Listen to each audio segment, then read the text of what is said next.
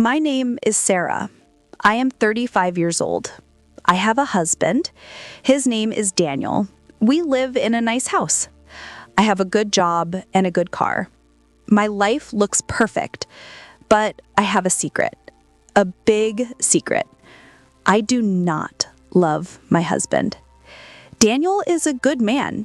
He is kind, gentle, and handsome. He loves me very much.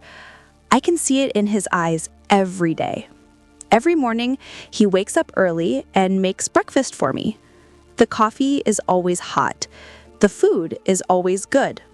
He smiles and says, "Good morning, Sarah." I smile back and say, "Good morning, Daniel." But my smile is not real. My heart is not happy. He packs my lunch before I go to work.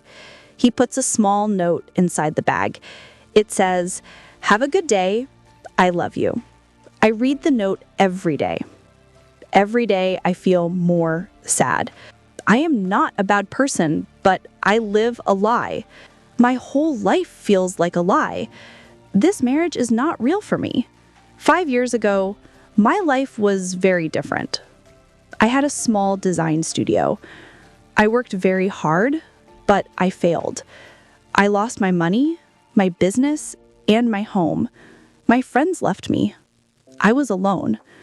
I slept in a small, cheap room. I had little food. I felt hopeless. I thought my life was over. Then I met Daniel. He worked in a small bookstore cafe. It was warm and quiet inside. I went there one evening just to rest. He came to my table and said softly, "You look tired. Are you okay?" At first, I did not want to talk, but he was very kind, so I told him my story about my business, my failure, and my loneliness. He listened. He did not judge me. After I finished, he brought me a cup of coffee and a sandwich. He said, "This is for you. Please eat." I wanted to cry. I had no money to pay. I said, "I cannot take this." He smiled and said, "It is okay. Sometimes we all need help." I went to that cafe every day. Daniel always gave me food and talked to me. He asked about my life. He gave me hope. He helped me find a small apartment. He helped me find a new job. He became my only friend. He saved me. I felt very thankful. I thought this feeling was love. I made a mistake. One evening, we were walking in the park. The sunset was soft and orange. I looked at him and said, "Daniel, you saved my life. I want to be with you always." He smiled. His eyes were full of tears. He said, "I want that too." We got married. I thought I was doing the right thing. I thought I could learn to love him, but I was wrong. Now we live in a beautiful house. We have money. We have a good life. But I am not happy. I feel trapped. His love is strong, but I feel like I live in a cage. Every kind word feels like another lock. My heart wants to be free. Sometimes I sit alone and think, why can't I love this good man? I feel guilty. I feel trapped. I know he thinks we are happy. He does not know the truth in my heart.